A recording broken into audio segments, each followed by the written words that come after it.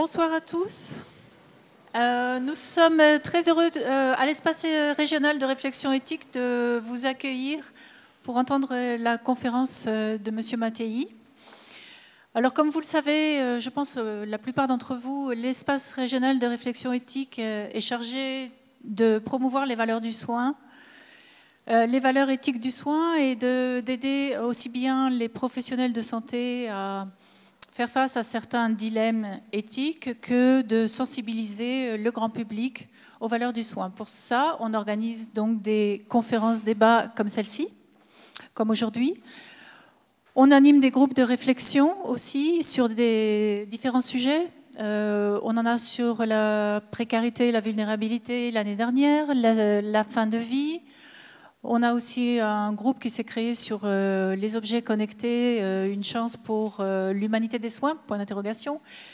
On a un faible pour les points d'interrogation à la fin des titres, parce que, comme vous le savez, il n'y a pas de recette éthique, et que tout commence toujours par une question à laquelle on n'apporte pas forcément de réponse disons par blanc ou noir, oui ou non, mais c'est toujours très complexe. Alors, il nous a semblé intéressant d'élargir un petit peu le débat cette fois-ci sur une vision un peu internationalisée de l'éthique, c'est-à-dire qu'est-ce qui reste des valeurs éthiques que tout le monde, entre guillemets, tout le monde reconnaît a priori, les 4 principes de respect de l'autonomie, de liberté, de bienfaisance et de non-malfaisance, mais comment s'applique-t-il selon les zones du globe, selon les pays et en fonction des différentes cultures, mentalités et habitus. Voilà, donc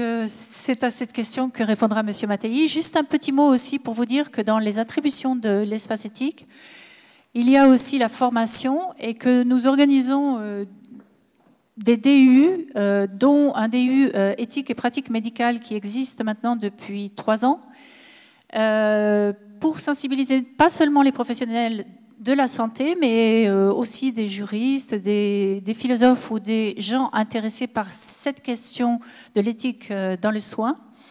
Et donc, nous faisons un partenariat avec l'espace éthique méditerranéen à Marseille pour mener ce DU. Et nous allons en créer un autre cette année, un autre DU sur le partenariat patient-soignant. Voilà, donc c'était un petit aperçu de nos activités. Je vais laisser Jacques Bringer vous présenter ce nouveau DU partenariat patient-soignant et aussi présenter M. Mattei, qui a plus d'un titre, est très bien placé pour nous parler d'une éthique à géographie variable. Merci. Le DU que nous créons cette année est très symbolique.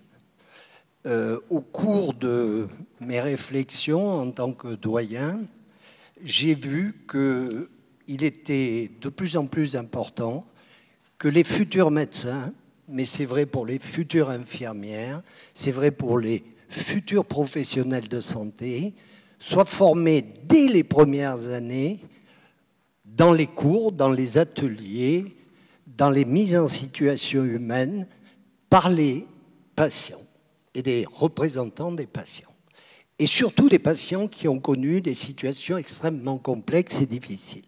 C'est la raison pour laquelle, avec la faculté de médecine, avec le docteur Xavier de la Tribonnière, que je remercie, et d'autres, nous avons décidé de créer ce diplôme d'université qui permet de former conjointement les patients et les soignants à la tâche de partenariat qu'ils doivent assumer dans l'annonce des maladies graves, dans l'éducation thérapeutique, dans l'enseignement aux étudiants en formation de santé.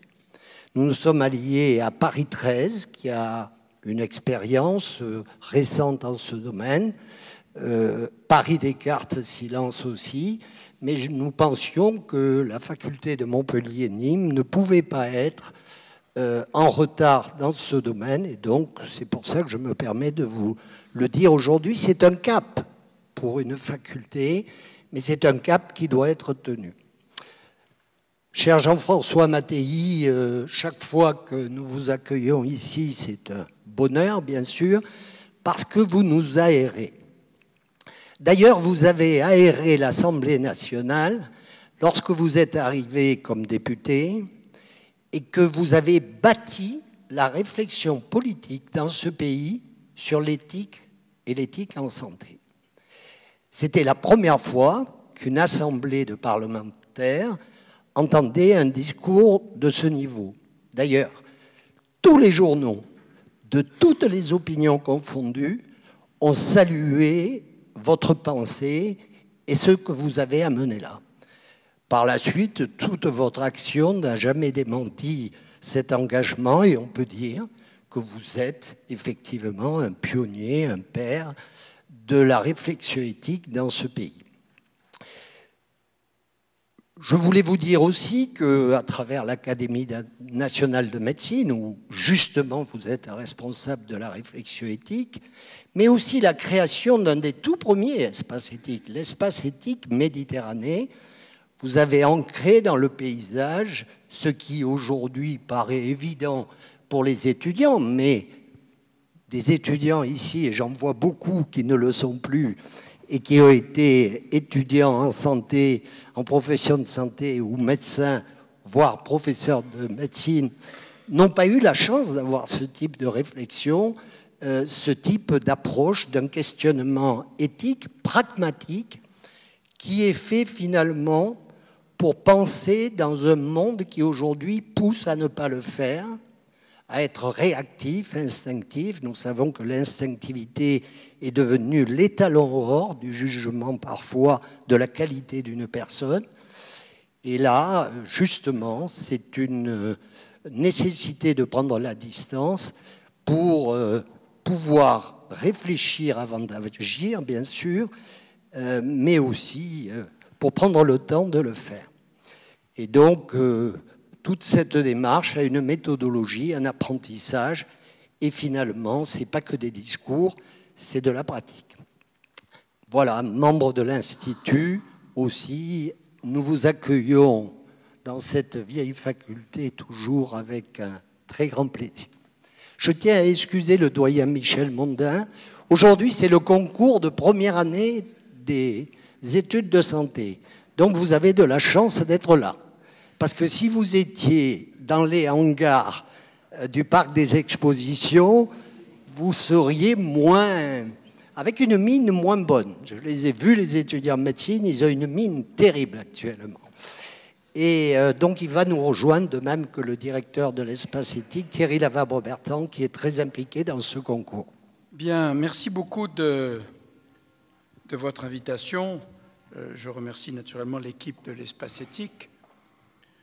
Je remercie Jacques Bringer, qui est devenu une sorte de complice, y compris jusqu'à l'Académie nationale de médecine. Mais c'est toujours avec plaisir que je viens à Montpellier. Et sans les citer les uns après les autres, parce que ce serait très long, je veux dire combien je suis sensible à ces visages connus, d'anciens camarades de promotion, d'anciens conseillers dans mon équipe ministérielle ou d'autres avec lesquels j'ai eu le très grand plaisir de travailler. Alors, je ne sais pas qui a eu l'idée, je pense que c'est Jacques Bringer, de me proposer le sujet éthique à géographie variable. Non, c'est vous? J'ai commis il y a quelque temps une chronique dans un quotidien que j'avais intitulé comme ça justement.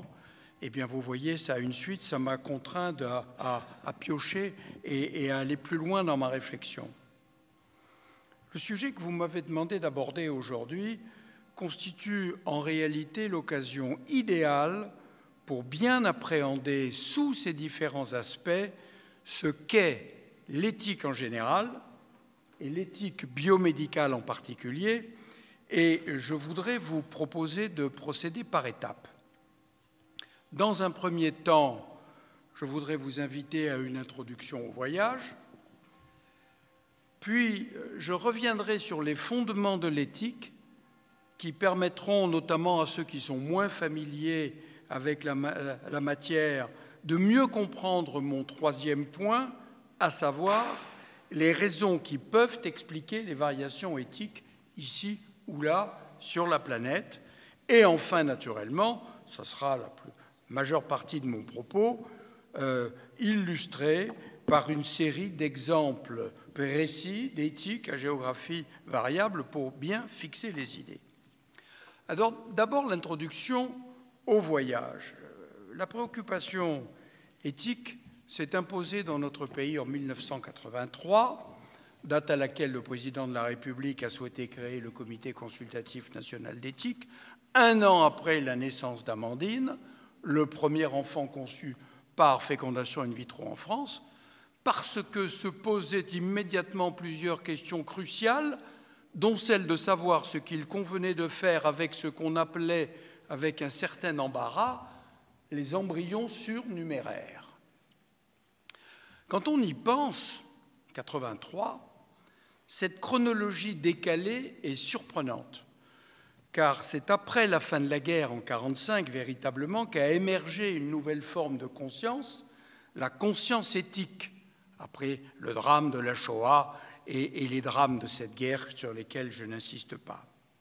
Reconnue, cette conscience éthique a été fondée par le Code de Nuremberg, suite au procès, puis par la deuxième Déclaration universelle des droits de l'homme, et tout cela en 1947, en 1948. Mais cette éthique naissante, émergente, est restée théorique.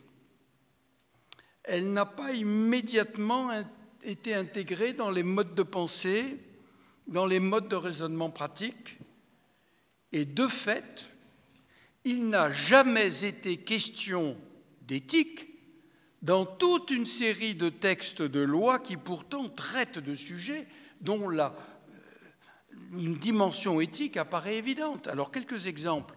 C'est le cas de la loi de 1967 sur la contraception, loi Neuwirth. S'il y a un sujet éthique, bon. Mais c'est le cas de la loi de 1975 sur l'interruption volontaire de grossesse, la loi Veil, n'a pas parlé d'éthique. C'est encore la question de la loi sur la transplantation d'organes en 1976, instaurant la règle du consentement présumé, la loi Caillavet. Pas un mot d'éthique. Le mot n'est même pas cité. La loi de 1978 sur informatique, fichiers et liberté, même chose. Jusqu'à la loi de 1988 sur la protection des personnes se prêtant aux recherches biomédicales, dite loi Hurier. C'est avec le temps que le besoin de l'éthique s'est progressivement fait sentir en pratique, du fait du développement de l'assistance médicale à la procréation et du diagnostic prénatal génétique en particulier. Les demandes croissantes des patients, l'embarras fréquent des équipes médicales, on fait, on ne fait pas, les jurisprudences contradictoires d'un tribunal à l'autre, ont peu à peu conduit à prendre conscience de la nécessité de définir un cadre juridique.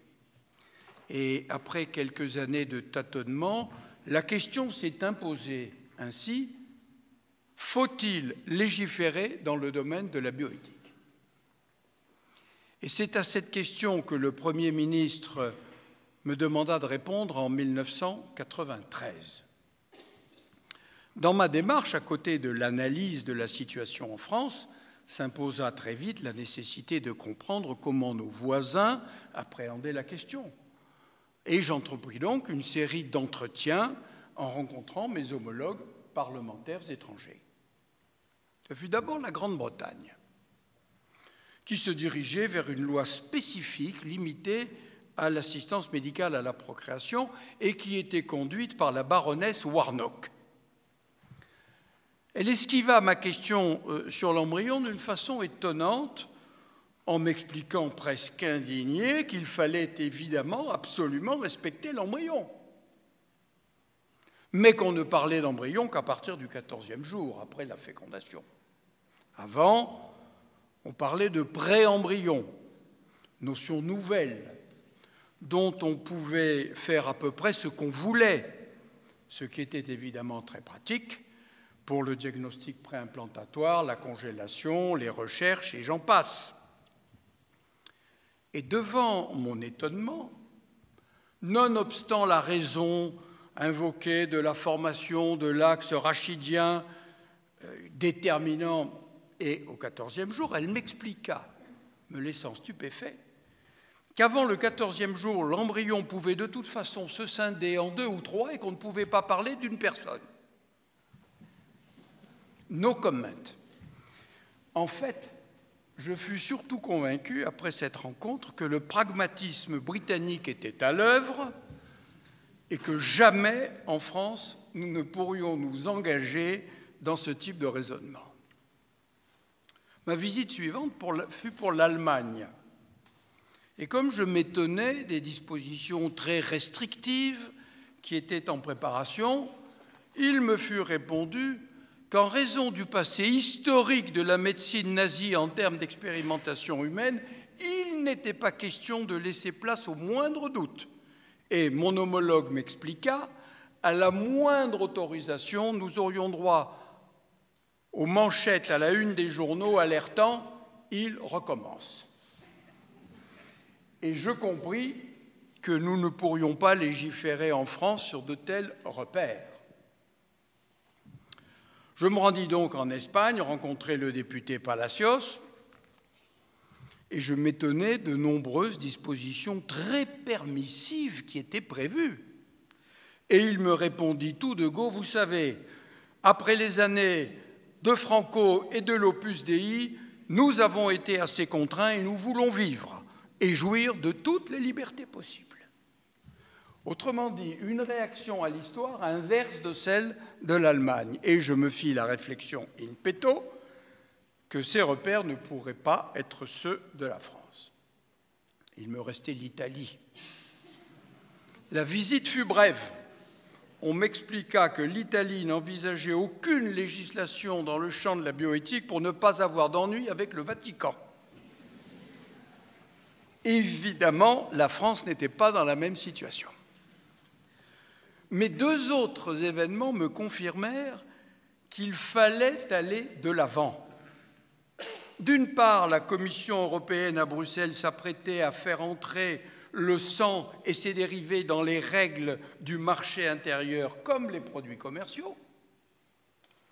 Et comme j'avais réagi assez fortement en indiquant que ce n'était pas la règle en France où le sang et les dérivés provenaient de dons et étaient gratuits, on me répondit avec un petit sourire que si nous voulions nous y opposer, il nous fallait une loi affirmant la position française. Et enfin, le Conseil de l'Europe à Strasbourg préparait une convention pour la protection des droits de l'homme et de la dignité de l'être humain à l'égard des applications de la biologie et de la médecine, ce que l'on appelle maintenant la Convention d'Oviedo. Et si nous voulions y contribuer, il fallait bien arrêter notre législation nationale. J'avais compris, comme vous, qu'il serait difficile d'harmoniser les points de vue des uns et des autres, et que si nous voulions convaincre de la justesse de nos choix dans des discussions internationales, il fallait d'abord afficher nos propres convictions et, pour commencer, faire œuvre de pédagogie en France auprès des parlementaires, mais aussi des médecins, des chercheurs, des magistrats et des citoyens. Car au fond, qui savait vraiment ce qu'était l'éthique? Alors c'est mon deuxième point. Qu'est-ce que l'éthique? Il me semble indispensable de revenir rapidement sur ce point essentiel, au risque de nous perdre et de ne pas comprendre les variations géographiques de l'éthique que je viens rapidement d'esquisser avant de les développer plus avant. D'une façon générale, et encore aujourd'hui, le terme éthique est mal compris. Il est devenu, en revanche, un mot à la mode qui s'impose dans tous les discours, dans tous les entretiens, dans tous les articles, car il donne le sentiment à celui qui le prononce ou l'écrit d'apparaître moderne et vertueux. En réalité, ce mot est utilisé à tort et à travers, traduisant la plus grande confusion entre éthique et morale, entre éthique et déontologie, entre éthique et droit même. Or, l'éthique n'est pas la morale. On pourrait fixer les idées simplement en rappelant que l'éthique est du côté de la réflexion, plus du côté de la réflexion que de l'obéissance. Et je m'en remets à Paul Ricoeur, mais d'autres sont sur la même position, pour expliciter mieux que je ne saurais le faire, la différence qui, pour moi, s'impose comme une évidence. Paul Ricoeur dit très clairement dans son livre « Soi-même comme un autre », faut-il faire une distinction entre la morale et l'éthique? Et il répond, on peut faire une nuance selon que l'on met un accent sur ce qui est estimé bon ou sur ce qui s'impose comme obligatoire. Et c'est par convention, Ricoeur poursuit, que je réserve le terme d'éthique pour la visée d'une vie accomplie sous le signe des actions estimées bonnes, et celui de morale pour le côté obligatoire, marqué par des normes, des obligations, des interdictions, caractérisées à la fois par une exigence d'universalité et par un effet de contrainte. On reconnaîtra aisément dans la distinction entre visée de la vie bonne et obéissance aux normes l'opposition entre deux héritages. L'héritage aristotélicien où l'éthique est caractérisée par sa perspective téléologique, télos signifiant fin, c'est-à-dire la finalité de ce que l'on entreprend, c'est Aristote, et un héritage kantien où la morale est définie par le caractère obligatoire de la norme, donc par un point de vue déontologique, déontologie, je le rappelle, c'est superflu peut-être, signifiant précisément devoir. Alors, pour résumer, la morale obéit à des principes inconditionnels tels que ne pas tuer, ne pas exercer de violence, ne pas abuser d'un mineur, ne pas exploiter une personne vulnérable. Il ne viendrait à personne de discuter d'éthique à propos des mutilations sexuelles d'une petite fille. De même, il n'est pas approprié d'invoquer l'éthique lorsqu'il s'agit de corruption ou de conflit d'intérêts. Étant souvent dans les gares, j'ai vu dans un magasin Relais une revue sur la liste des hors-séries « Quelle éthique pour notre temps ?» Naturellement, je l'ai acquis, j'ai ouvert, et l'éditorial commence « Corruption, conflit d'intérêts, les questions d'éthique, etc. » J'ai compris que la personne responsable du numéro ne savait pas ce qu'était l'éthique. Parce que la corruption et le conflit d'intérêts, c'est condamnable. Il n'y a pas de question à se poser. L'éthique n'a rien à y faire. L'éthique, à l'opposé de ce que l'on peut penser, intervient lorsqu'il n'y a pas de réponse évidente et qu'il faut tenter de trouver la solution la plus adaptée face à une situation nouvelle. Il n'y a pas d'aspect moral quand on s'interroge pour savoir si on peut congeler du sperme. Il n'y a pas d'aspect moral. Est-ce qu'il faut le faire ou pas? On a longtemps réfléchi. Pareil pour les ovocytes, etc. Et donc, l'éthique, à l'opposé de la morale, n'est pas inconditionnelle. Elle dépend de chaque cas particulier, de chaque situation singulière. Autrement dit, la morale apporte la réponse avant que la question ne soit posée, et l'éthique doit improviser au cas par cas pour choisir la réponse à la question nouvelle qui se présente. L'éthique n'est pas non plus la déontologie. Cette dernière, la déontologie, est constituée par un corps de règles qui organise la pratique d'une profession sous forme d'un code de déontologie, le code de déontologie médicale, médiatique, financière, sportive. Et on rencontre de plus en plus souvent l'expression « code éthique ». Je me suis demandé pourquoi, et j'ai compris qu'il s'agissait de professions dans lesquelles le code de déontologie avait été bafoué, transgressé, bref, et qu'il fallait se refaire une virginité et qu'on réécrivait un code qu'on appelait code éthique. Or, code éthique, c'est un oxymore, car un code concerne des règles et l'éthique, évidemment, s'il y a des règles, il n'a plus besoin d'être mobilisé. Il n'y a pas lieu de s'interroger, on applique les règles. Donc l'éthique n'est pas la déontologie. Et l'éthique n'est pas davantage la loi. La confusion, je suis en partie responsable, je n'ai pas réussi à convaincre mes collègues parlementaires que l'on ne pouvait pas parler de loi d'éthique. J'ai été mis en minorité. J'ai quand même obtenu en 1994 que les lois soient appelées différemment. Ce n'est pas la raison pour laquelle, pour les 3 lois de 1994, on parle de loi dite de bioéthique. Mais en 2004, lors de la révision, quoique ministre, je n'ai pas eu la majorité pour changer la terminologie. Alors ça vient d'où? Ça vient d'un processus qui est mal connu et qui entraîne la confusion.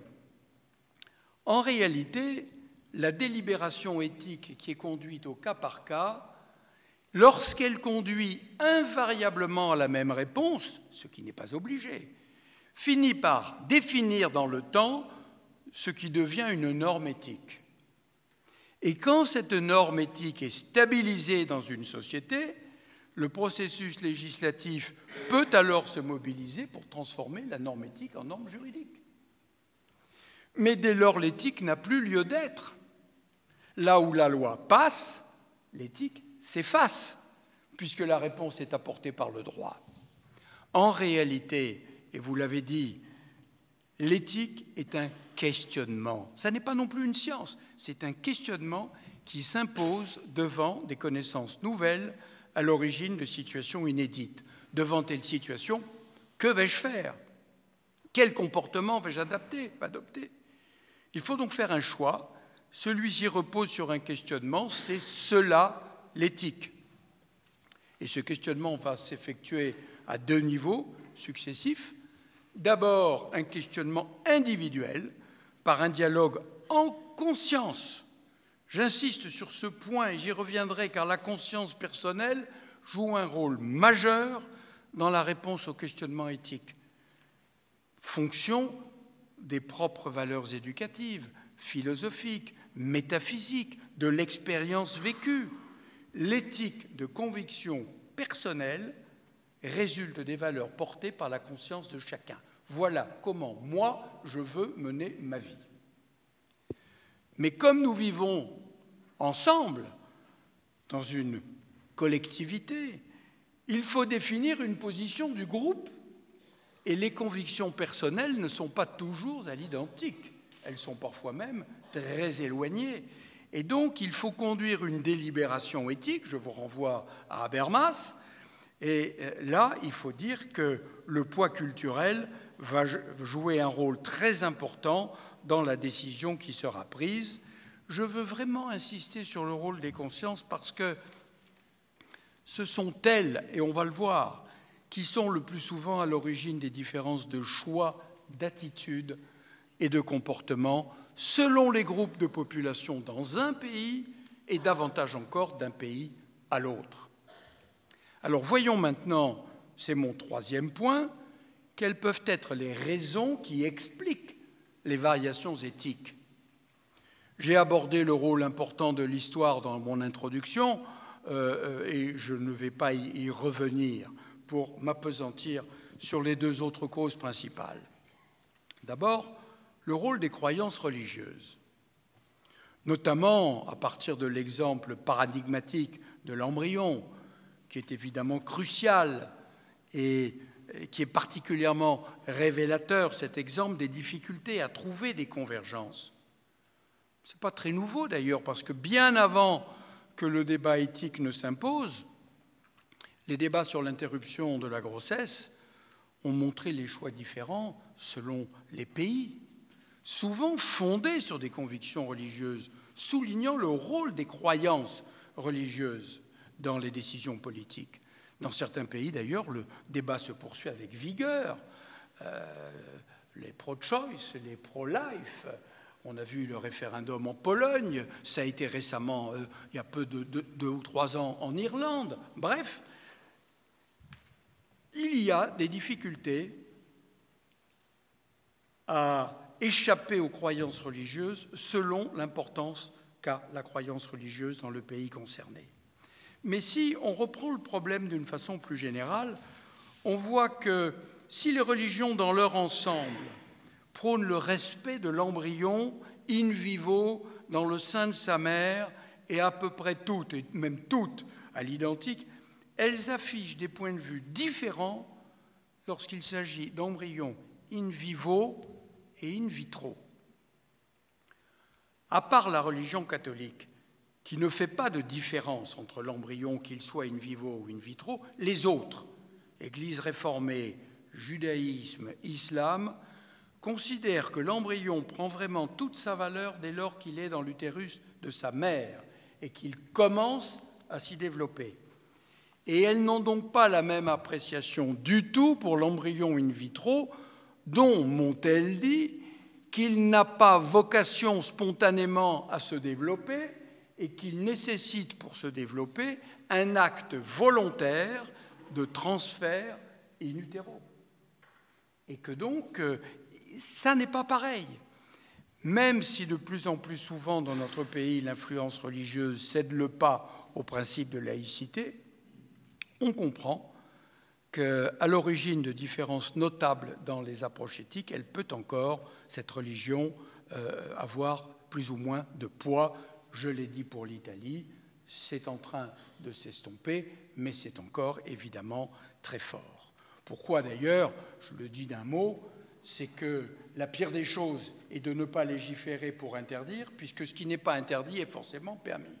Et que c'est en Italie qu'on a vu le brave docteur Antinori créer les mamies-mamans, parler de clonage. Forcément, il n'y avait pas de loi. Alors, quand même, il a fallu, les Italiens se sont mis en route. Mais c'est pour vous dire quand même que les pays sont influencés. Et la preuve, c'est que c'est dans les pays de confession protestante qu'on a l'attitude la plus permissive sur toutes les questions de recherche embryonnaire. Alors je dis un mot de la Chine, parce que j'en parlerai plus loin et plus longuement, mais l'éthique chinoise est directement héritée de Confucius. Et pour Confucius, la personne n'existe qu'à partir de sa naissance. Alors j'y reviendrai plus tard, mais c'est pour vous dire que je n'ai parlé que des religions du livre, mais qu'il faut se pencher davantage encore pour voir que les différences sont quelquefois bien plus grandes qu'on ne peut l'imaginer. Donc, différences historiques, différences religieuses.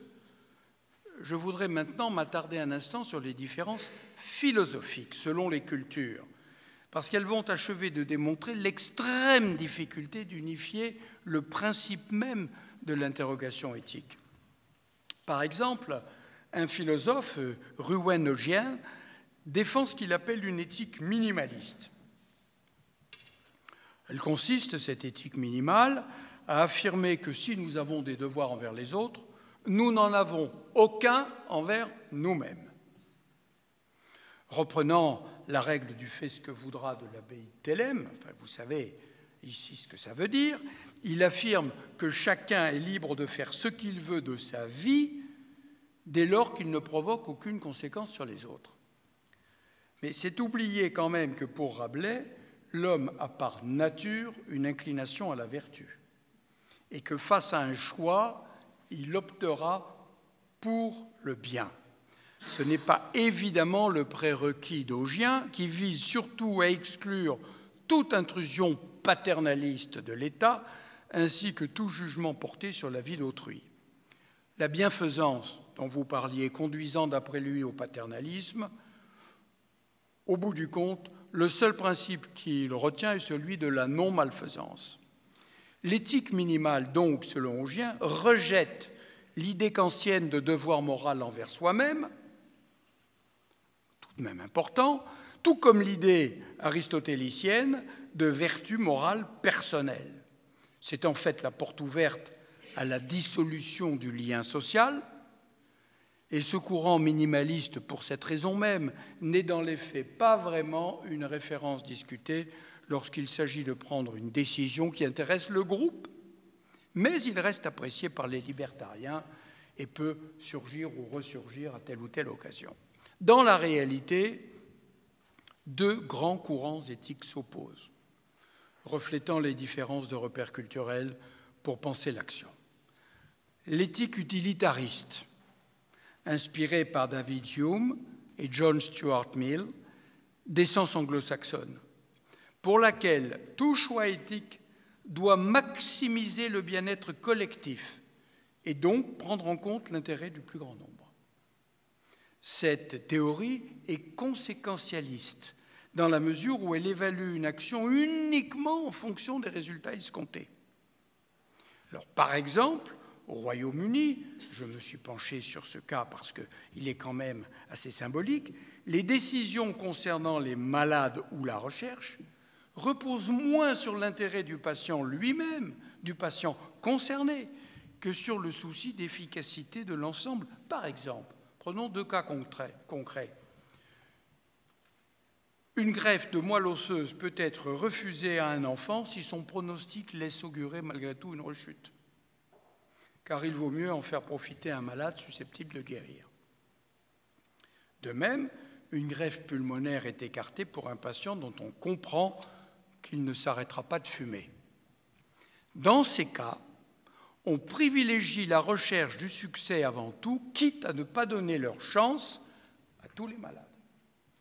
C'est d'ailleurs dans le même esprit que le recours à la procréation assistée est étendu aux indications dites sociétales, bien au-delà des seules indications médicales, puisqu'il faut apporter satisfaction à tous ceux qui font la demande. Et de même, la recherche sur l'embryon est autorisée en Grande-Bretagne, car il en est attendu de nouveaux traitements pour des patients privés de toute possibilité thérapeutique. Dans cette approche utilitariste, l'égale dignité des personnes est mise au second plan. Le pragmatisme l'emporte et d'une certaine façon, la fin justifie les moyens. On trouvera théorisé cette éthique utilitariste dans les écrits de Tristan Engelhardt, philosophe américain. À l'opposé, l'éthique essentialiste ou égalitariste se fixe de considérer chaque personne porteuse de la même dignité que toutes les autres. Les êtres humains, pour cette éthique essentialiste, ne peuvent se classer dans des catégories différenciées telles que les hommes, les femmes, les forts, les fragiles, les étrangers, les esclaves, dans les pages les plus sombres de l'histoire, et encore parfois du temps présent. Ces classifications peuvent servir de justificatif à des traitements inégaux et à des discriminations de personnes sur des critères particulièrement discutables, même suspects. Dans un esprit de justice, chacun doit donc être traité avec le même respect et doit pouvoir bénéficier de tous les efforts entrepris lorsqu'il s'agit, par exemple, de distribuer les nouvelles molécules de trithérapie contre le VIH-Sida. Ça s'est passé dans les années 90. Il n'y en avait pas assez. Et on a parlé de tirage au sort, de donner à ceux qui étaient les moins malades, etc. Et il y a eu un hurlement des ONG en particulier pour dire « mais ça, c'est pas acceptable ». Et il y a eu une telle remontée au niveau des industriels qu'ils ont fait les efforts nécessaires pour produire en quantité nécessaire de façon à ce que chacun puisse être soigné. Mais c'est aussi cette éthique qui prévaut dans l'attribution des greffons disponibles dans le cadre de la transplantation d'organes en fonction d'une liste d'attente et pas de la gravité des patients, pas de leur âge ou de tout autre facteur. Bien sûr, des exceptions peuvent être consenties pour des cas particuliers ici ou là, mais c'est un choix qui respecte l'égale dignité des personnes. Cette forme d'éthique est plutôt d'essence latine. Donc, je vous ai mis l'eau à la bouche en vous montrant comment, même autour de nous, très proches, les options pouvaient être différentes en fonction de l'histoire, en fonction des religions, en fonction des pensées philosophiques. Alors, essayons maintenant de lister quelques exemples concrets, c'est l'essentiel de mon propos. La modification du génome embryonnaire. J'en parle en premier, non seulement parce que l'embryon est central, mais parce que c'est le sujet majeur aujourd'hui avec la GPA, la gestation pour autrui, que j'aborderai après. Les positions différentes au regard de l'embryon se retrouvent à propos de l'expérimentation embryonnaire, et en particulier lorsqu'il s'agit de modifier le génome de l'embryon, y compris dans un but thérapeutique. Alors cette question s'est posée dans les années 80, quand on a vu arriver le début de la thérapie génique. Le principe en est simple, vous le savez. Il s'agissait d'introduire dans un génome porteur d'une anomalie responsable d'une affection grave et incurable avec les traitements connus, et évidemment de remplacer le gène malade par une séquence d'ADN normale. L'idée était belle, le concept est toujours d'actualité, la mise en œuvre s'est longtemps heurtée à des difficultés considérables. Mais dès cette époque, on avait fait la distinction entre la thérapie génique dite somatique, c'est-à-dire les cellules du corps, et la thérapie génique germinale, qui touchait les cellules germinales, spermatozoïdes et ovocytes, ainsi que les cellules embryonnaires très précoces. Mais on avait fait le distinguo parce que la thérapie germinale a pour effet de modifier la personne à venir, mais de modifier aussi sa descendance et les générations futures. Et donc, lors des lois de 1994, une disposition fut adoptée par anticipation pour spécifier qu'aucune transformation ne pouvait être apportée aux caractéristiques génétiques d'une personne avec pour effet de modifier sa descendance. Je dois dire que les révisions législatives de 2004 et de 2011 n'ont pas modifié ce texte initial. Cette disposition française a même été reprise dans la Convention d'Oviedo, l'article 13, et cette convention, je le souligne au passage, est le premier instrument juridique international contraignant pour la protection de la dignité, des droits et des libertés de l'être humain contre toute application abusive des progrès biologiques et médicaux. Mais, malheureusement, début 2017, cette convention n'était ratifiée que par 29 États sur la planète, ce qui affaiblit beaucoup son ambition universelle. Mais ce petit nombre de pays qui ont ratifié illustre en soi, apporte la preuve de la difficulté d'harmonisation des législations en termes de bioéthique. Alors j'en reviens à la description récente de la technique dite CRISPR-Cas9, peu importe, pour fixer les idées et rester, je l'espère, intelligible. Ceux qui font un peu d'informatique savent comment on pratique le couper-coller. Eh bien, le couper-coller en informatique s'appelle CRISPR-Cas9 en moléculaire.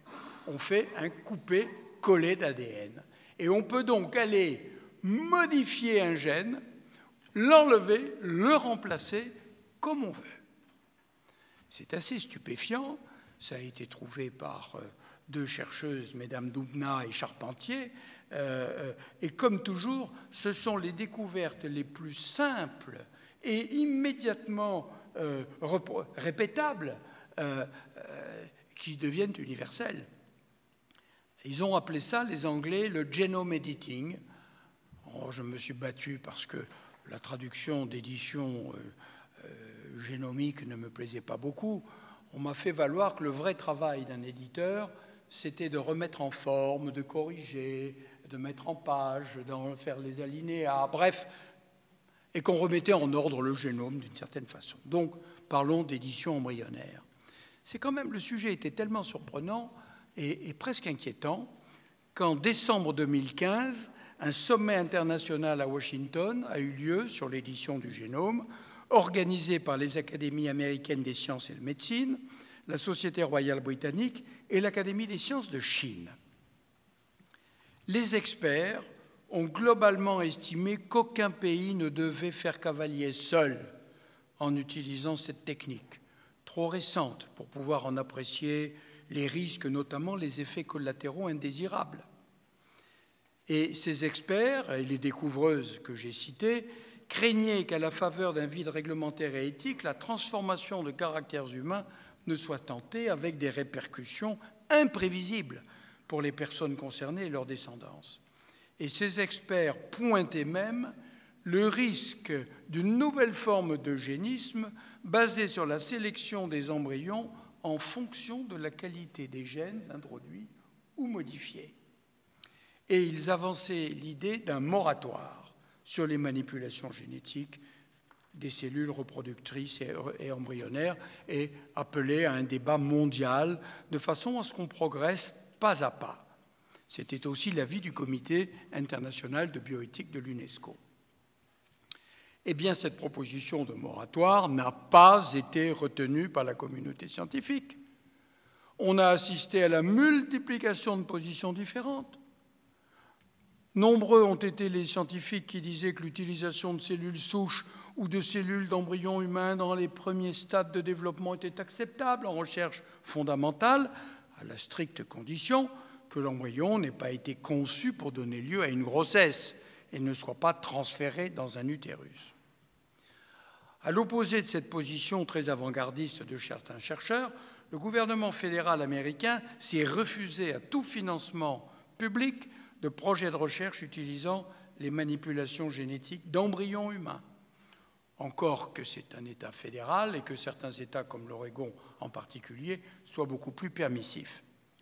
La position des instances de l'Union européenne est également de ne financer que l'édition génomique sur les cellules somatiques, mais sans tarder, ça a duré 3 mois, la Chine, qui avait été la première en avril 2015 à susciter la controverse en tentant de corriger une anomalie du gène de la globine à l'origine de la bêta-thalassémie chez des embryons non viables par la technique CRISPR-Cas9, fit savoir qu'elle ne se conformerait pas du tout aux dispositions éthiques des pays occidentaux. Elle a affirmé « La Chine élaborera ses propres normes éthiques de façon à ce que les scientifiques chinois puissent poursuivre leurs recherches comme ils le souhaitent. » Le directeur du Centre chinois pour la recherche génétique a fait une déclaration en estimant en effet que les bénéfices thérapeutiques potentiels de la technique pour lutter contre les maladies liées à l'hérédité, dont le cancer, certains en tout cas, doivent l'emporter sur tous les autres scrupules.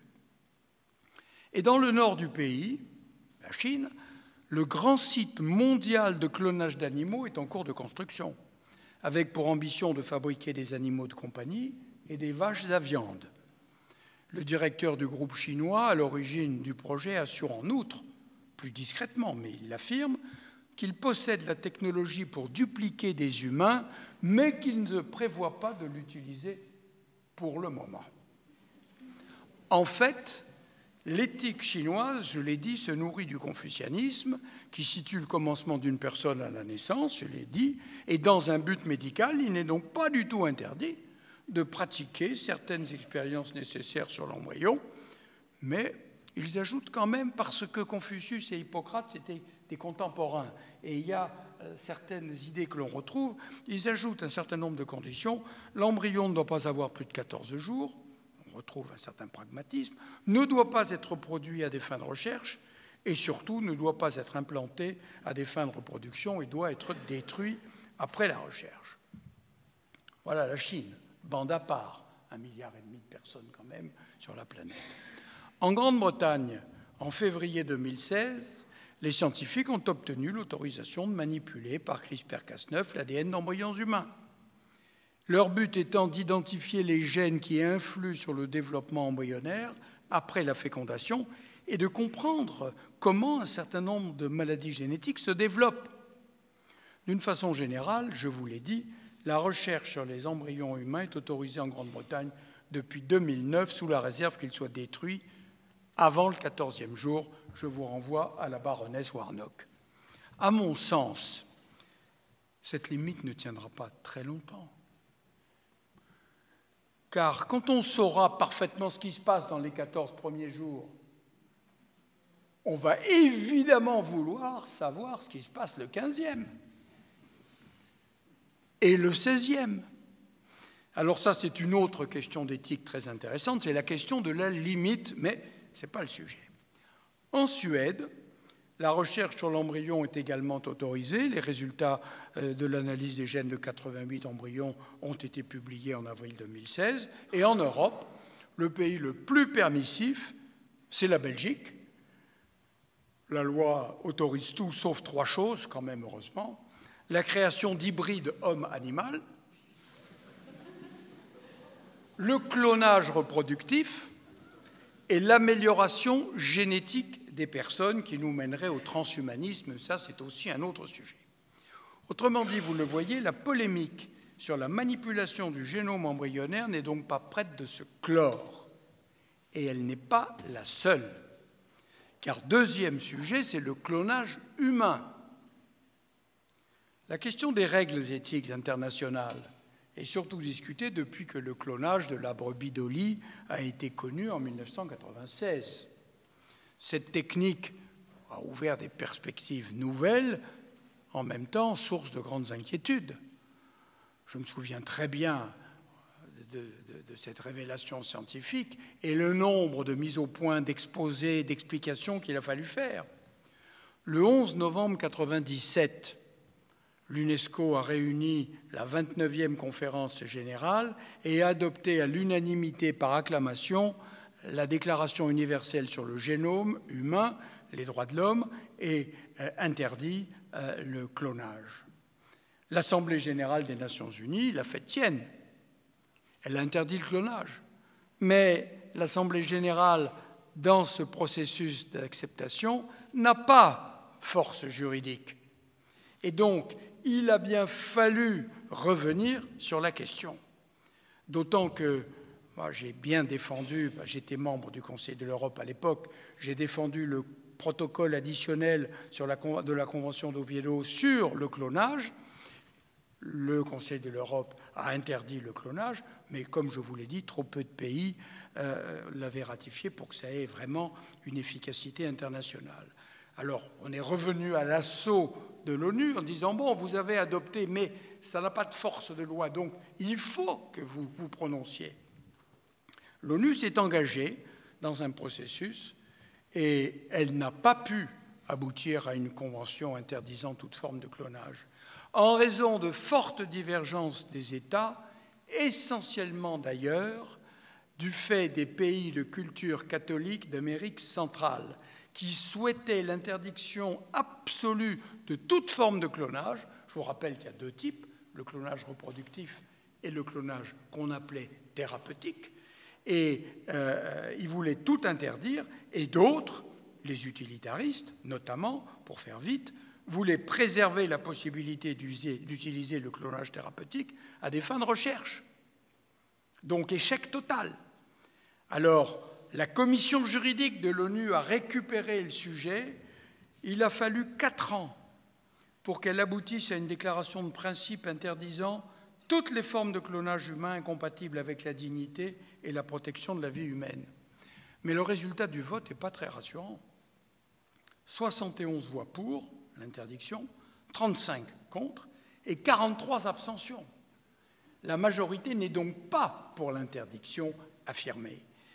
Alors que sur un sujet aussi important que le clonage d'êtres humains, on aurait pu espérer l'unanimité de l'Assemblée générale des Nations unies, celle-ci a préféré s'en tenir à l'adoption d'une déclaration de principe non contraignante. Et cela vous montre les profondes divisions de la communauté internationale sur un sujet pourtant déterminant. La gestation pour autrui, 3e sujet. La France n'autorise pas la GPA en raison des principes de valeur constitutionnelle que sont l'indisponibilité du corps et la non-patrimonialité du corps, ce qui signifie que nous ne pouvons pas disposer de notre corps pour en faire ce que nous voulons, et qu'en outre, notre corps n'a pas de valeur marchande. De fait, toute convention impliquant la mise à disposition de son corps, son utérus en l'occurrence, moyennant finance, est nulle. Et s'y ajoutent d'autres dispositions, heureusement, destinées à protéger l'intérêt supérieur de l'enfant. Mais sur le sujet, les positions peuvent être très différentes d'un pays à l'autre. Alors je vais vous donner des exemples, sans vouloir être exhaustif. Dans l'Union européenne, la Grèce, qui par ailleurs ne reconnaît pas le mariage homosexuel, à la différence de la France, est le seul pays européen qui facilite expressément la GPA. Elle l'a ouverte aux étrangers en 2014 avec l'argument suivant, et c'est véridique: il est très important d'avoir une vue réaliste du marché et de gagner des parts de marché sur les États-Unis. Officiellement, la GPA n'est pas rémunérée, mais fait l'objet d'un dédommagement d'environ 10 000 €, alors que le salaire moyen est de 817 € par mois. Faute de moyens de contrôle, le système demeure assez opaque. J'ajoute, vous l'avez peut-être lu comme moi dans le dernier numéro du Courrier international, un article sur le fait qu'en période de crise, les femmes moins de 35 ans grecques vendent leurs ovocytes. 1 200 € le prélèvement. 1 200 €. Je continue. Je ne vous fais pas de nouveau le tour, mais je suis de nouveau en Espagne. L'Espagne, pourtant très permissive en matière d'éthique biomédicale, comme je vous l'ai dit, interdit la GPA. Saisis successivement, ils ont aussi leurs 3 niveaux de justice, le tribunal de première instance, la Cour d'appel et le tribunal suprême, ont rappelé qu'une GPA pratiquée dans un pays qui autorise cette pratique serait légale, mais n'entraînerait aucun effet de droit là où elle est interdite. Et le tribunal suprême précise que les droits de l'enfant sont saufs, car si le père est le père biologique, il peut reconnaître l'enfant et son conjoint faire une demande d'adoption. En Italie, qui a depuis rattrapé un certain retard dans le domaine de la bioéthique, après l'acquittement d'un couple italien ayant eu recours à une GPA en Ukraine, le ministère de la Justice a dit ça ne peut pas faire. Et il a demandé aux fonctionnaires des ambassades d'avertir leurs ressortissants qu'ils risquent des peines de prison de retour en Italie et la perte de la garde de leur enfant. Et en janvier 2017, les juges de la Cour européenne des droits de l'homme ont estimé, puisque c'était dit ainsi, qu'il était possible de retirer un enfant né d'une mère porteuse à l'étranger à ses parents d'intention et non biologiques, et cela sans violer la Convention européenne des droits de l'homme. De son côté, l'Ukraine, on n'est plus dans l'Union européenne, mais l'Ukraine était devenue une destination importante pour les Européens. Il y en avait tellement qu'à partir de 2012, l'Ukraine a adopté une loi réservant la gestation pour autrui aux Ukrainiens ou à des étrangers originaires de pays où cette méthode n'est pas interdite par la loi. On se demande alors pourquoi ils viendraient. Seuls quelques pays, l'Inde, la Thaïlande, l'Ukraine, le Mexique, autorisent la rémunération des mères porteuses. Mais en outre, dans quelques États des États-Unis, le recours aux mères porteuses est un véritable marché, ce qui explique la réaction grecque. Pour quelques dizaines de milliers de dollars, 150 000 $ en moyenne, partagés de la manière suivante. Les mères porteuses, entre 20 et 30 000 $. Les donneuses d'ovules, 5 à 10 000. La clinique et le médecin, autour de 30 000. L'agence, 20 000 et les avocats, 10 000. Les agences proposent des jeunes femmes triées sur le volet grâce à des catalogues sur Internet et les démarchages sous forme d'une bourse des mères porteuses. En 32 ans d'expérience, l'agence CSP a créé 1700 enfants dans 45 pays, mais souligne quand même que malgré les 25 000 $ qui sont proposés, la difficulté est grande à trouver des femmes entre 21 et 35 ans en bonne santé, intelligentes, attirantes et responsables.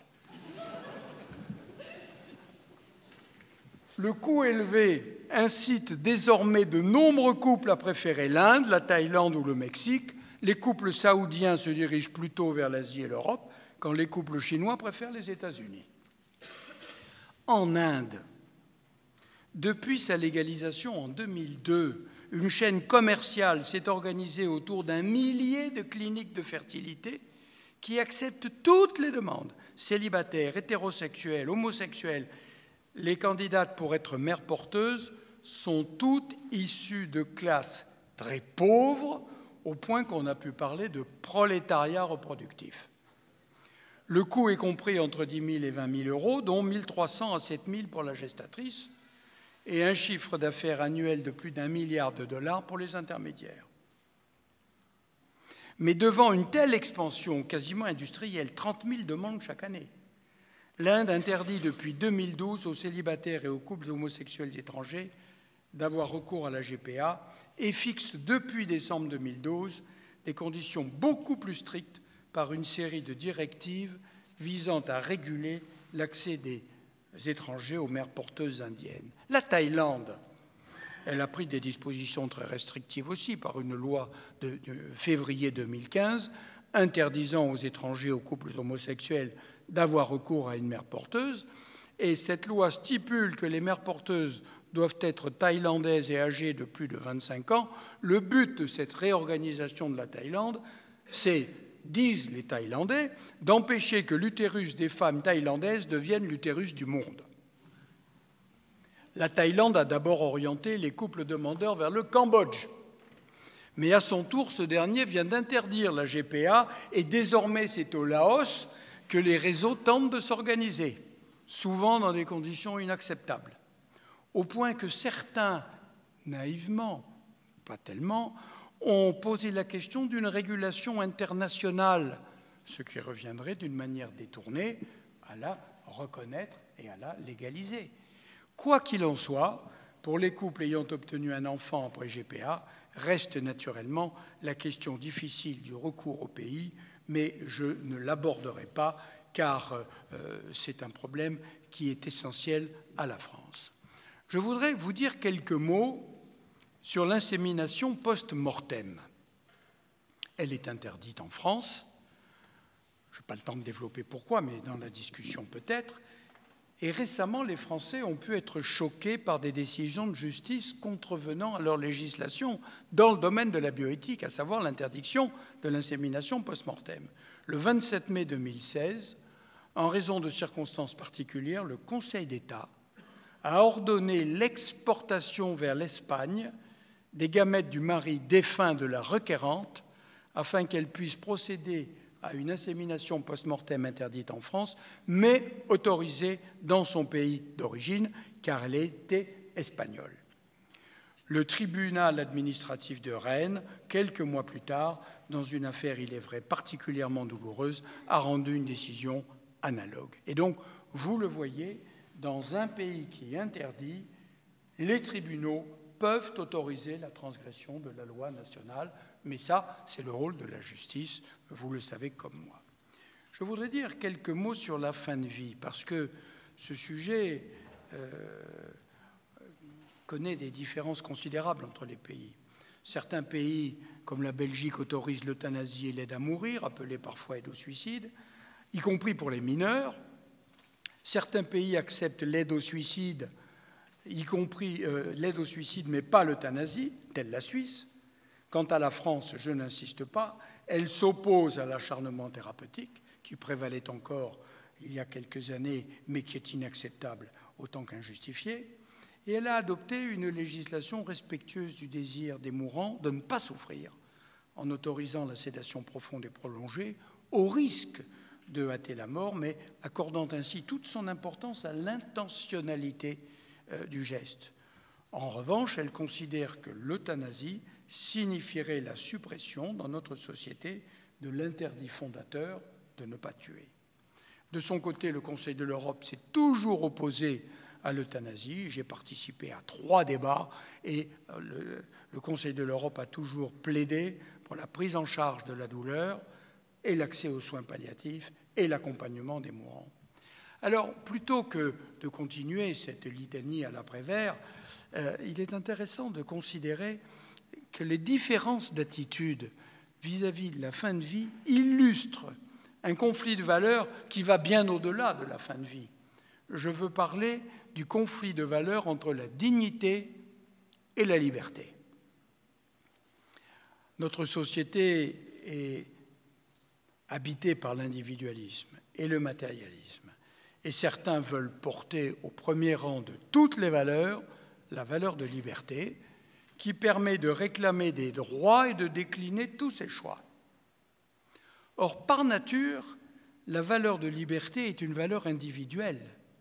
Chacun revendique sa propre liberté, qui d'ailleurs s'arrête où commence celle du voisin.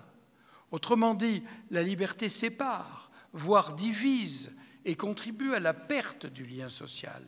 La liberté n'est pas et ne peut pas être le dénominateur commun des personnes composant une même société humaine.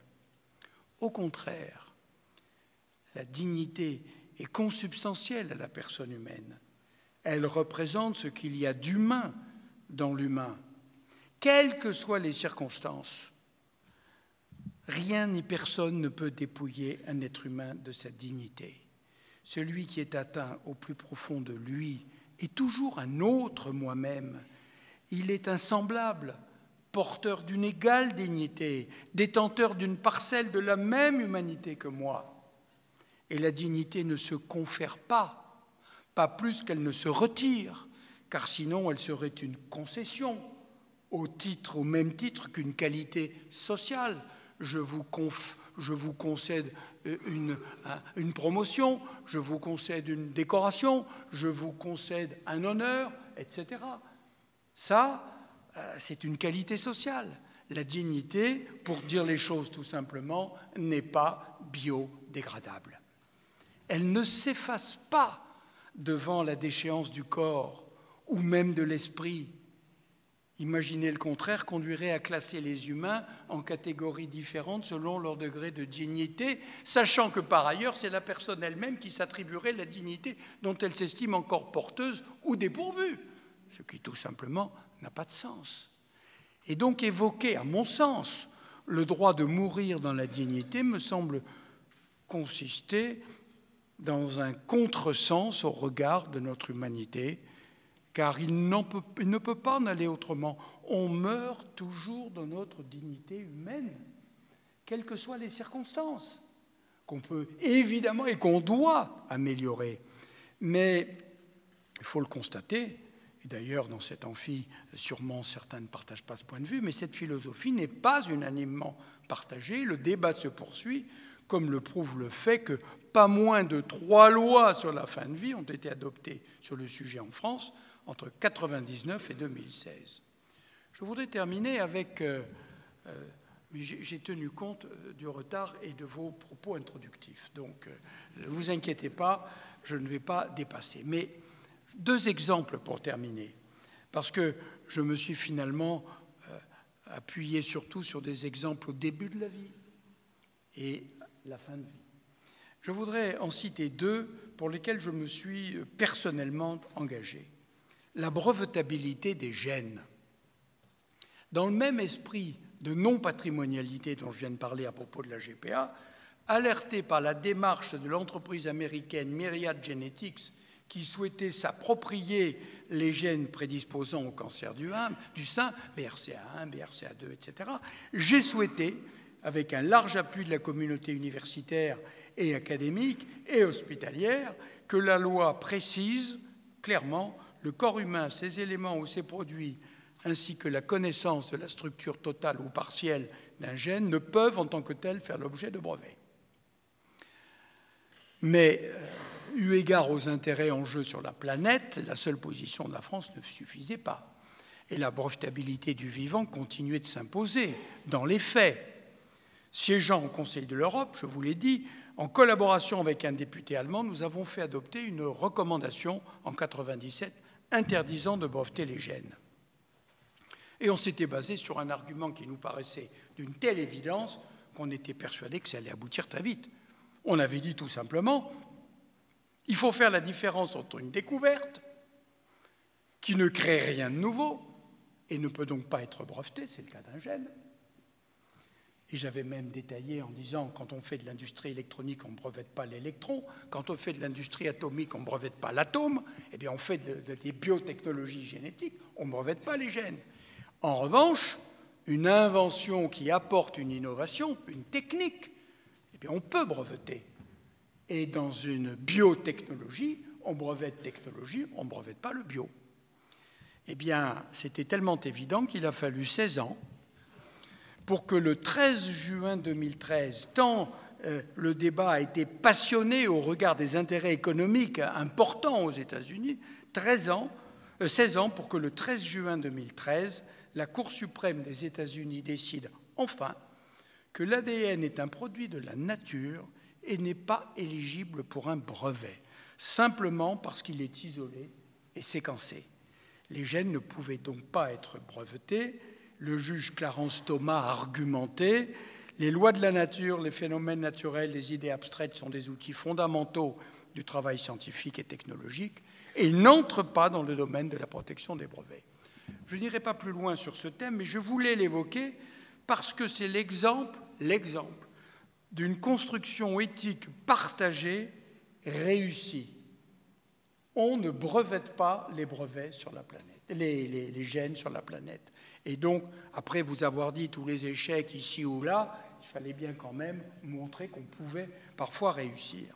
Je vais terminer en 2 mots sur la transplantation d'organes. J'étais rapporteur au Conseil de l'Europe du protocole additionnel à la Convention d'Oviedo et je m'étais porté volontaire en me disant que c'était un sujet consensuel qui ne poserait pas de problème. Eh bien, j'avais mal choisi. Après des mois de discussions, de palabres et d'efforts, il a été impossible de se mettre d'accord sur 2 points essentiels, à savoir la définition de la mort et sur le consentement présumé du défunt. Environ la moitié des pays retient, avant d'effectuer un prélèvement d'organes, le critère de la mort cérébrale, qui repose sur l'absence jugée irréversible de toute fonction cérébrale sur la clinique, l'activité électrique et vasculaire. Et l'autre moitié des pays refuse cette définition en arguant que puisque la mort est qualifiée de cérébrale, elle ne correspond pas à la mort dans toute l'acception du terme. Et concernant l'appréciation du consentement avec les prélèvements d'organes, la majorité des pays retient comme critère la notion de consentement présumé du défunt, dès lors que celui-ci ne s'y est pas formellement opposé de son vivant, mais d'autres pays refusent ce critère et soutiennent qu'en la circonstance, il faut s'en tenir aux seules certitudes et que dans le doute, il faut s'abstenir. Devant ces avis divergents, le protocole additionnel a bâti tout ce qui était en accord et a renvoyé ces 2 situations aux dispositions nationales de chaque pays, signifiant l'impossibilité de tout accord. Je pourrais naturellement décliner tant d'autres exemples. Alors, je vais conclure. S'agissant d'éthique et donc de comportements humains fondés sur les valeurs respectueuses de la dignité de l'homme, on pouvait espérer que les États s'accordent sur des solutions éthiques consensuelles à valeur universelle, sur le modèle des droits de l'homme. Car même si les droits de l'homme peuvent être controversés, voire ignorés, on ne le sait que trop, ils représentent néanmoins un idéal à atteindre reconnu par tous. Or, dans la réalité, si chacun reconnaît la nécessité d'un questionnement éthique pour tenter de trouver les réponses les plus adaptées face à des situations nouvelles, il s'avère que les critères que j'énonçais, religieux, culturels, historiques, varient d'une population à l'autre et sont à l'origine de disparités significatives dans les solutions que l'on peut proposer. Et à ce moment, je voudrais attirer l'attention sur 2 points importants. Le premier est que les esprits et les cœurs, d'une façon générale, mais surtout en médecine, ne sont pas encore suffisamment préparés à ces choix éthiques, ni individuellement, ni collectivement. Les systèmes éducatifs s'efforcent de privilégier l'enseignement des sciences dites dures et ont délaissé peu à peu ce qu'on appelait autrefois les humanités. C'est à mon sens une profonde erreur, car nous avons besoin des 2. Je crois avoir apporté en son temps ma pierre pour faire évoluer les choses, en œuvrant pour le retour des sciences humaines et sociales dans la formation des futurs médecins, en y introduisant la réflexion éthique. Cela ne suffit encore pas, car il nous faut davantage nourrir les consciences. Et je reviens à la conscience, qui est la boussole intérieure d'abord, la boussole collective ensuite, pour offrir des repères. Les consciences aujourd'hui sont trop démunies lorsque les questions surgissent et s'imposent. Chacun peut comprendre que les consciences laissées en jachère ne sont d'aucune aide pour l'homme dans ses choix.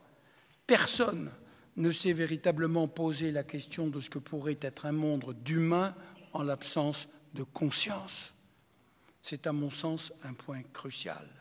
Et quand je dis conscience, si j'osais, je serais politiquement incorrect en parlant de conscience morale. La morale n'a pas bonne presse, mais enfin il est clair qu'en l'absence de toute conscience morale, on ne peut pas définir le bien et le mal. Or, pour guider nos choix, on a besoin de ces références-là. Le second point est qu'il s'agit d'enjeux de société et que donc cela nécessite une vision politique. Certes, l'éthique de responsabilité conduit à définir des normes éthiques pour dessiner des attitudes communes, mais de l'expérience de mon engagement public, j'ai été élu député en 89, la loi est de 94, j'ai mis 5 ans à convaincre le gouvernement qu'il fallait légiférer. Car pour tous les problèmes de société, les politiques sont toujours d'une prudence extrême. Mais je vais terminer en citant le cardinal Ratzinger, futur pape Benoît XVI, dans son discours de réception à l'Académie des sciences morales et politiques le 6 novembre 1992. Il disait « C'est au-delà de nos différences religieuses, politiques, nationales, que comme on le fait pour la recherche de règles économiques et monétaires communes, nous devons trouver un minimum de consensus sur les fondements éthiques de notre existence sociale. » Comment ne pas le suivre dans la recherche d'un tel consensus? Et à mon avis, c'est à cela que nous devons travailler.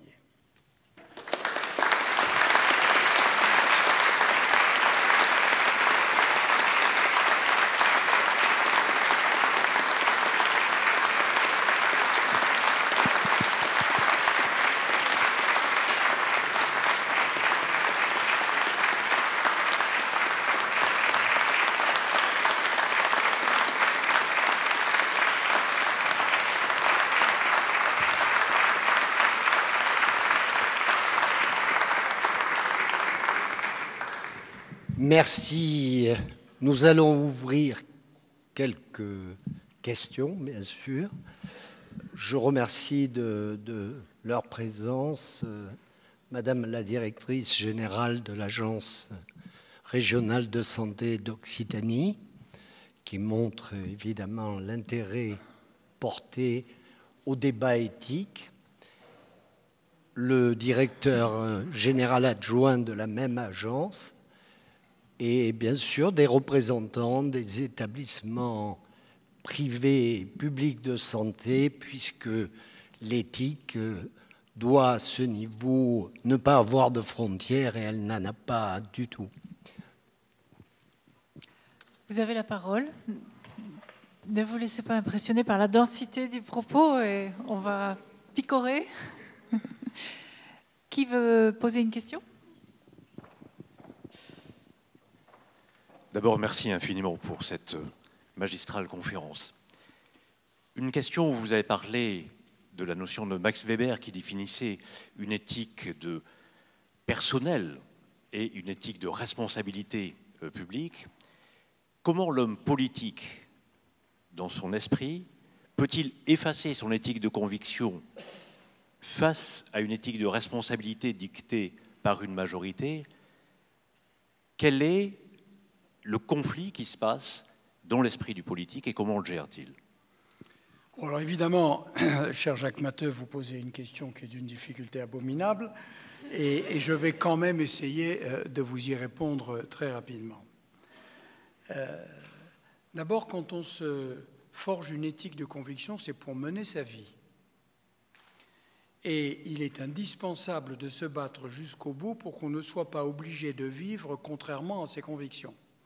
J'observe que pour l'interruption volontaire de grossesse, qui est contre la conviction d'un certain nombre, ils ne sont pas obligés d'aller à l'avortement. Et qu'il y a même une clause de conscience pour le médecin qui refuse de pratiquer cette action. Donc je le prends comme exemple, mais il y en a beaucoup d'autres. Se faire une éthique de conviction, c'est savoir comment on peut mener sa vie. Mais deuxièmement, même dans la construction de son éthique de conviction, On ne peut pas se référer à la fameuse phrase « fais ce que doit, advienne que pourra ». On ne peut pas méconnaître que de nos choix personnels peuvent naître des conséquences sur le prochain et sur le lendemain, sur l'autre et sur le futur. Alors, je prends 2 exemples simples pour que vous compreniez. Si, par hypothèse, je suis contre la recherche sur les cellules embryonnaires, je ne peux pas méconnaître que, m'interdisant cela, je peux priver un malade en attente de traitement d'un traitement éventuel qui pourrait l'y haïr. Et donc, ma conviction a ou peut avoir un effet sur l'autre. Si, par hypothèse, 2e situation, je décide de faire de la thérapie génique germinale, eh bien, il est clair que ça aura une conséquence sur les générations à venir, c'est-à-dire dans le temps. Et donc, l'éthique de conviction, elle est évidemment amodiée par les 2 dimensions d'altérité et de temporalité, que vous ne pouvez pas mettre de côté. Et puis ensuite, vous vous apercevez que vivant ensemble, il faut bien se mettre d'accord. Et donc, à partir du moment où on ne vous oblige pas à vivre comme ça, on essaie de trouver le consensus. Et puis on y va pas à pas. En 1994, je ne dis pas ça, mais on avait vraiment réfléchi longtemps, on avait édicté, ça a servi de modèle à de très nombreuses lois de bioéthique de par le monde, dans des conventions internationales aussi. Et la meilleure preuve, c'est qu'en 2004, très peu de choses ont été changées, et en 2011, très peu aussi. Alors, bien sûr, des choses ont changé, il en changera d'autres, parce que malgré tout, la loi a vocation à s'adapter aux mœurs dans une certaine mesure. Mais voilà, il faut savoir essayer de vivre ensemble. Merci Monsieur Mattei pour ce très bel exposé. Comme d'habitude, vous alliez la profondeur de votre pensée à une telle clarté d'exposé que vous nous permettez d'enrichir notre pensée. Merci beaucoup. Néanmoins, quand on essaye de cheminer dans une réflexion éthique, c'est-à-dire à la recherche de ce que vous avez appelé le bien, on est souvent enfermé dans des impasses parce que les différentes normes qui s'offrent à nous peuvent être contraires.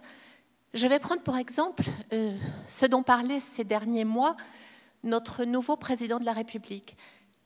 Il propose de maintenir en France l'interdiction de la GPA. Néanmoins, il propose aussi de permettre aux enfants nés de GPA en territoire étranger d'obtenir la nationalité française. Dans les 2 cas, la démarche de ce jeune président est à la recherche du bien, puisque en interdisant la GPA, il s'associe à ce que je crois être votre pensée, et en tout cas la mienne, et celle de beaucoup d'entre nous. Mais en même temps, en permettant à une enfant née sur le territoire américain d'avoir la nationalité française, alors qu'elle a déjà 9 ans, 10 ans, vous voyez de laquelle je parle, et d'avoir la nationalité de ses 2 parents, il est aussi à la recherche du bien. Or, les normes contraires vont faire que dans cette 2e législation, il va ouvrir en grand les portes de l'accès des parents français à la GPA. Donc, nous sommes souvent dans des impasses.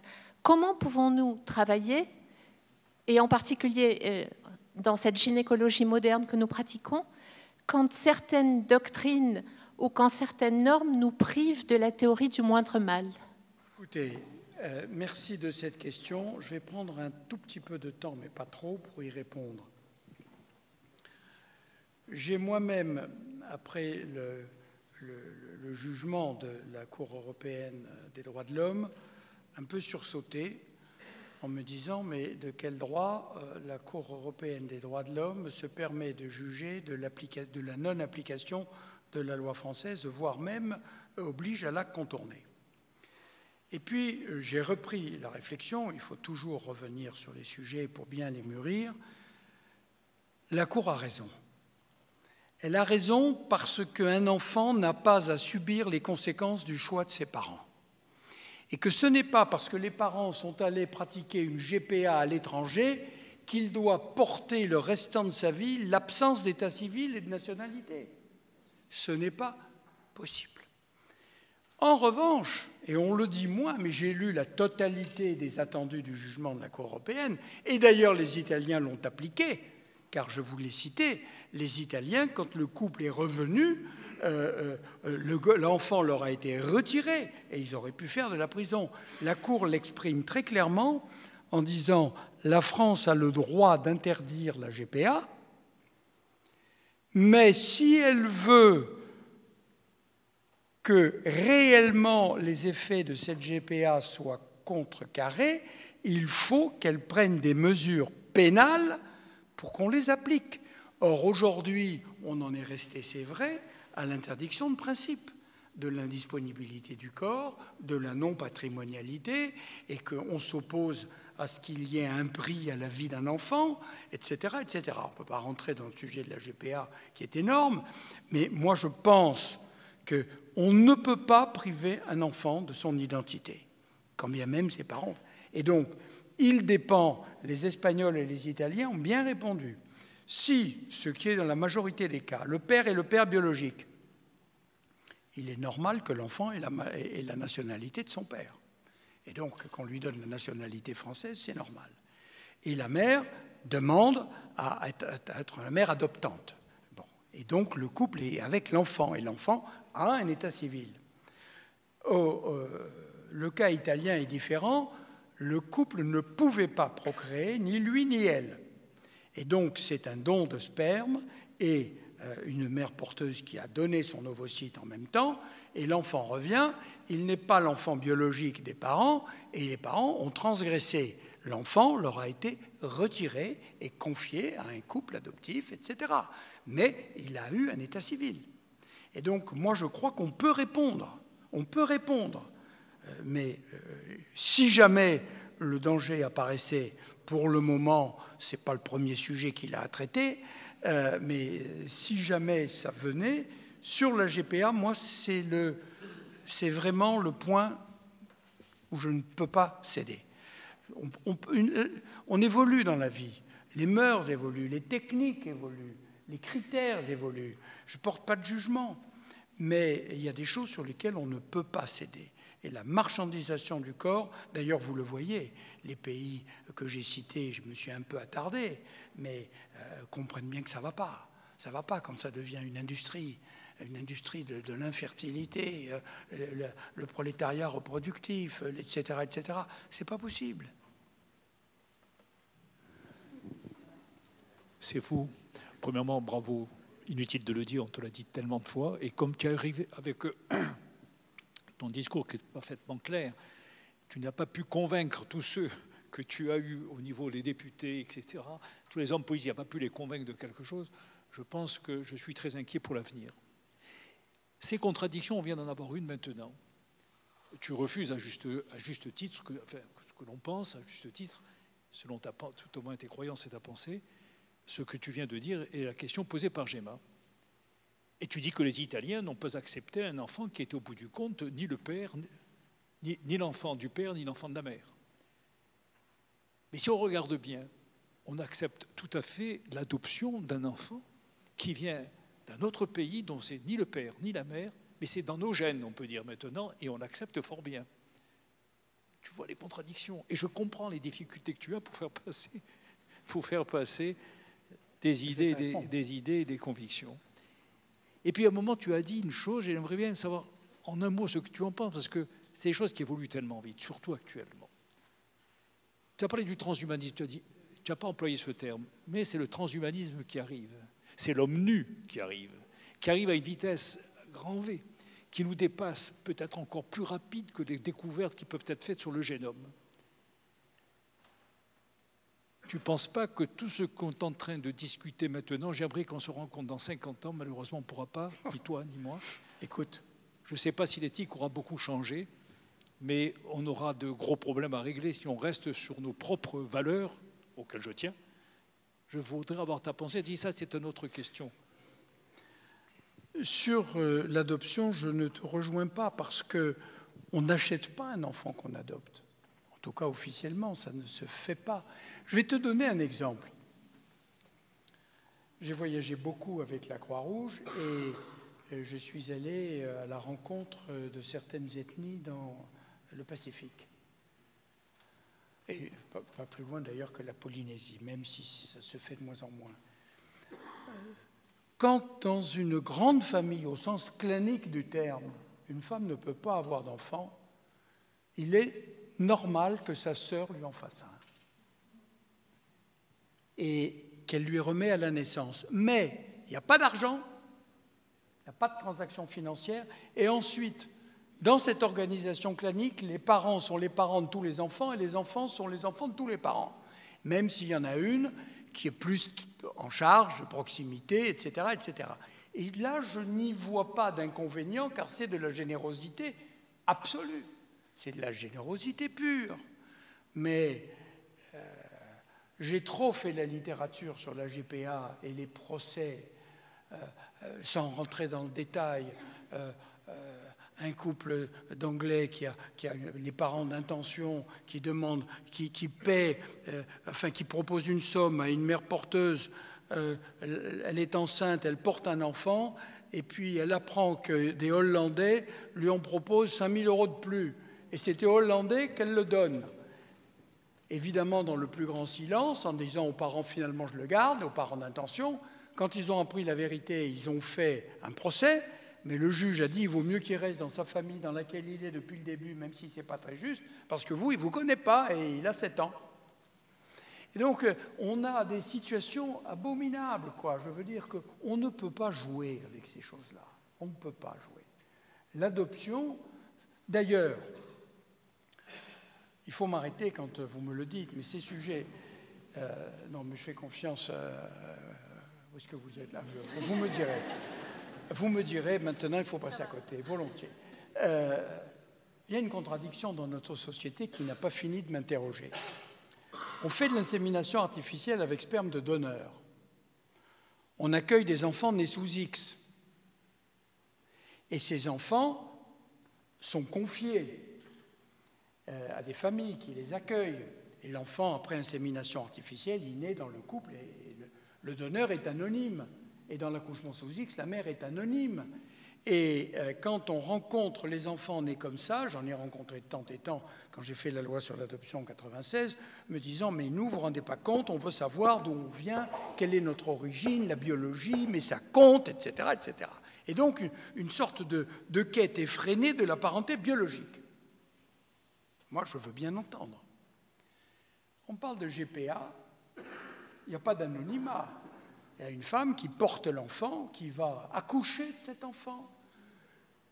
Je passe très vite, et on va l'enlever en disant, mais attendez, elle ne compte pas, c'est la parenté sociologique qui compte. C'est nous, les parents, qui l'avons commandé, qui allons élever cet enfant, l'aimer, l'éduquer. Elle ne compte pas.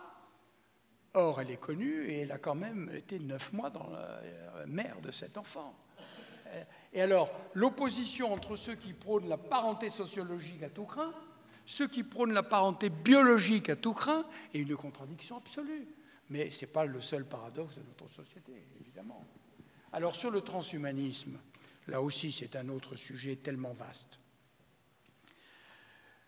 Le transhumanisme, en réalité, vient à un moment très précis. Nous avons, depuis la dernière guerre, vécu un mouvement de pensée philosophique que j'ai essayé de reprendre parce qu'il nous explique l'état dans lequel on est. Une sorte... après la dernière guerre, il y a eu 2 réactions pour essayer de rétablir notre humanité. Il y a eu la réaction de ceux qui se sont lancés sur l'éthique en disant c'est ça qui va nous permettre de retrouver une humanité respectée avec ses valeurs, Nuremberg, etc., etc. Puis il y a ceux qui ont dit l'humanité est morte, il faut achever de démolir et on reconstruira après. Et c'est tout le mouvement philosophique des déconstructeurs avec Derrida, avec Deleuze, avec Foucault, où on casse tout. On casse les sexes, hommes, femmes, on casse les générations, on casse l'être et la chose. Bref, les repères sont perdus. Et au milieu de ça, il y a les nihilistes, les existentialistes, bref, une philosophie destructrice. Et aujourd'hui, on en voit, on arrive au bout. Parce que, qu'est-ce que c'est que la GPA si ce n'est la destruction de ce qu'est l'enfantement, la maternité?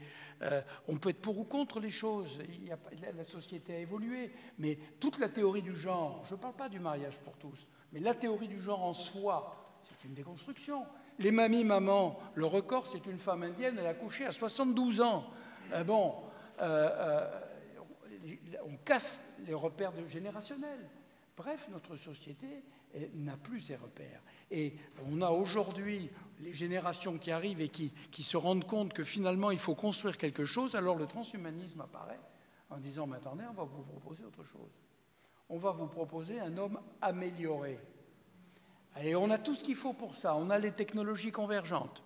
On a les nanotechnologies, on a les biotechnologies, on a le numérique et les sciences cognitives qui, à eux deux, sont en train de nous faire l'intelligence artificielle et les robots. Et donc, on va vous reconstruire une humanité. Et vous, avec les nouvelles techniques, eh bien, on ne va pas s'amuser seulement à se limiter à changer les gènes pathologiques.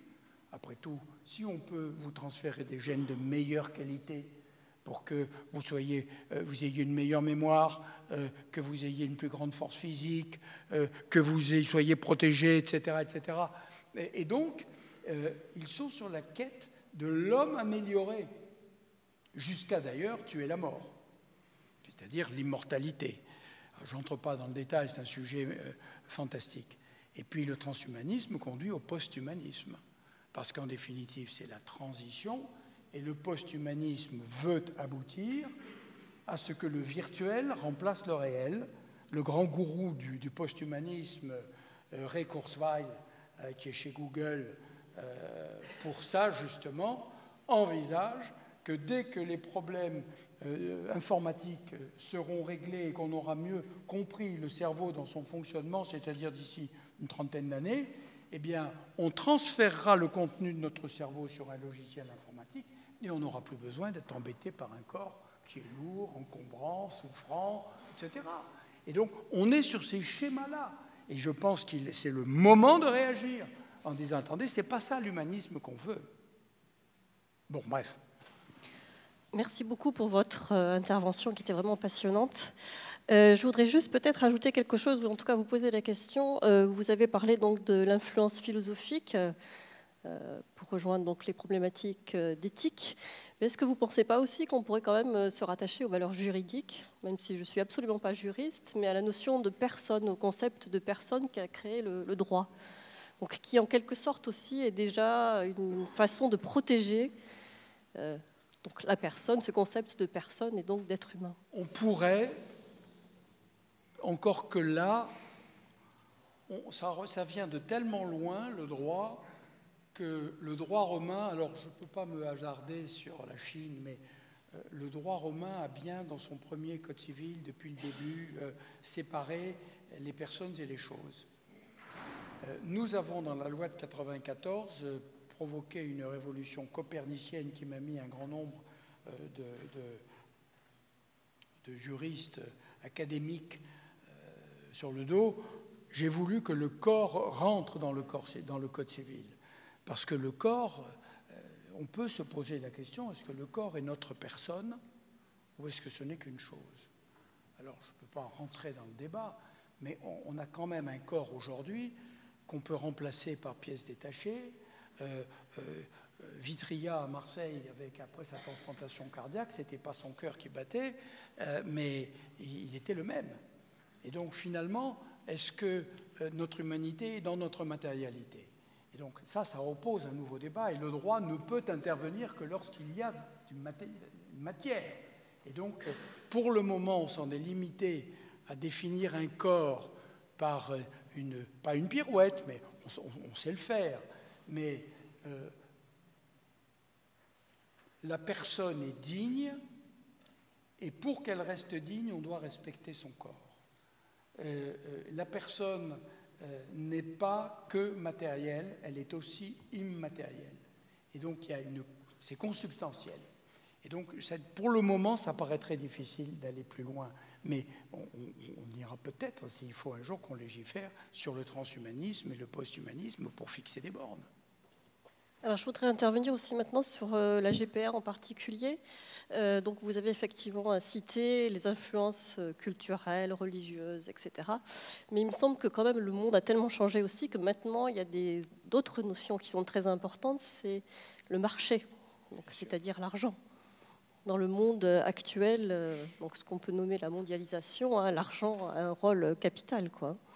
Et ensuite aussi sur cette idée de liberté, moi je dirais plutôt une idée de désir absolu qui correspond tout à fait à nos sociétés ultra-individualistes, où on désire, donc qui dit désir, dit il faut le faire, etc. quoi. Je ne peux pas répondre sur votre première question parce que ça m'entraînerait sur le sujet, est-ce que la loi doit s'adapter aux mœurs ou doit les aiguiller, les guider d'une certaine manière.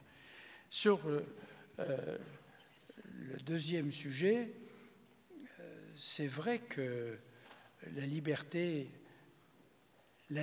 c'est en fait la possibilité d'accéder à ses désirs, de les exprimer d'abord et d'accéder à ses désirs. Moi, je ne suis pas du tout contre la liberté, je suis très content de vivre dans un régime libre, etc. Mais la liberté doit avoir un contenu. Si la liberté n'a pas de contenu, alors ça n'est plus une liberté humaine. Elle reste du domaine animal. C'est-à-dire, je satisfais le désir que j'éprouve. C'est mon droit, c'est ma liberté. Mais c'est ce que font les animaux. Nous, il nous faut une liberté, mais qui a un contenu. Et ce contenu, c'est notre idéal, ce sont les valeurs, c'est le sens que nous voulons donner à notre vie. Et donc, c'est pour ça que je pense que la liberté est subsidiaire à la dignité, et pas l'inverse. Bonsoir, je vous remercie aussi. Je ne suis pas originale, mais j'avais deux questions. Une par rapport à la question de la dame, là. Madame Durand. Voilà. De l'intérêt de l'enfant. De ce que vous disiez dans... on ne peut pas refuser l'identité, mais on peut l'enlever aux parents qui l'ont voulu. Donc, voilà, l'intérêt de l'enfant en termes de réflexion éthique. Et la deuxième question, ça serait dans ce courant essentialiste dont vous avez parlé. Et là, j'ai vu une notion peut-être de non-malfaisance, mais je me dis, où est-ce que vous mettez la justice distributive quand la dignité est une valeur intrinsèque et où chacun est l'alter ego de l'autre et qu'on se retrouve dans des contraintes économiques telles qu'on le vit au quotidien aujourd'hui dans les hôpitaux? Vous savez, la justice distributive de Rawls, ça n'est pas l'égalité, c'est l'équité.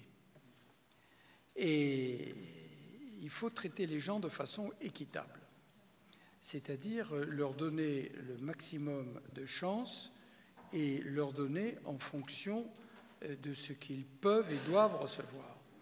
Alors pour changer de système, je vais vous prendre un exemple dans le domaine de l'humanitaire. Nous avions, la Croix-Rouge, des camps de personnes réfugiées venant du Darfour, à l'est du Tchad. En tout, 49 000 personnes en 2 camps. J'y suis allé, j'ai visité ces 2 camps, j'ai rencontré les gens, j'ai discuté avec eux. Mes équipes avaient remarquablement travaillé. Il y avait de la nourriture, il y avait de l'eau, il y avait créé des petites écoles, il y avait une tente où je faisais des consultations médicales, etc. J'étais très content. Et le lendemain, j'ai eu une demande de rendez-vous des chefs de village autour. Et ils m'ont dit, mais sans agressivité, mais ils m'ont dit, écoutez, il y a quand même quelque chose dont on veut vous parler parce que ça ne va pas du tout. Ces gens, on ne leur en veut pas. Ils fuient un pays où ils sont pourchassés, menacés de mort. C'est normal de les accueillir. Alors on partage. Il n'y a pas beaucoup de bois mort pour faire le feu, mais on partage. Il n'y a pas beaucoup d'herbe, mais on partage pour les animaux. Mais vous voyez, eux, vous leur donnez de l'eau et nous on la cherche. Vous leur donnez à manger et nous on a faim.